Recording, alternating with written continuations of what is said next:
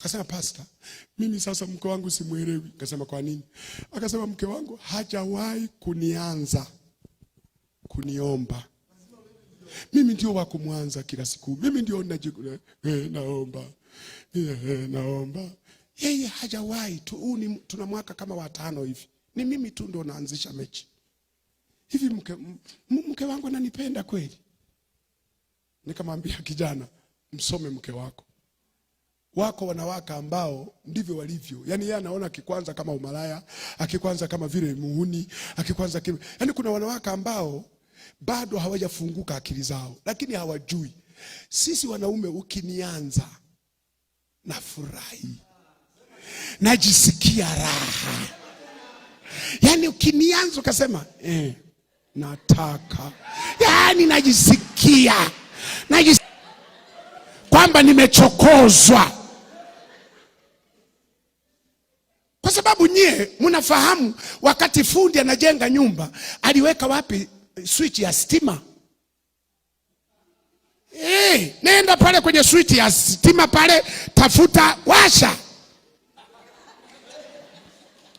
Sasa mpaka yeye mwenyewe akwambie switch iko hapa, switch iko pale. Wewe mume wako umekaa naye miaka 5, miaka 10, hujui hata fundi Mungu wa mbinguni, fundi stadi. Biblia imeshasema fundi stadi. Hujui aliweka wapi ya kuwashia stima? Wanawake mlio najua wote mko kwenye ndoa. Wangapi wanajua fundi aliweka wapi switch?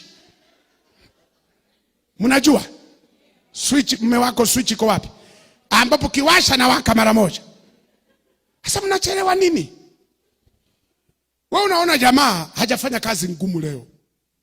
Amepumzika, yuko na nguvu. Unamwacha tu usiku.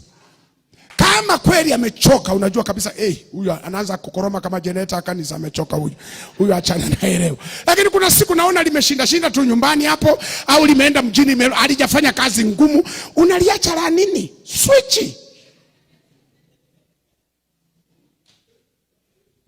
Wa mama muna switch. Muna switch kweli, mnaanzisha vita. Mwe wachokozi kama Trump. Chokoza vita. Chokoza vita. Hafu kiwaka basi. Mnapambana, atakuja Kofi ya nani, anasuluhisha, yanaisha, mnarara.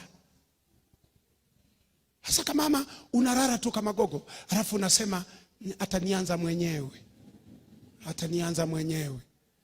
Sasa hakwanza unasema sasa narara na mimi hivi, anafikiri mimi dada yake.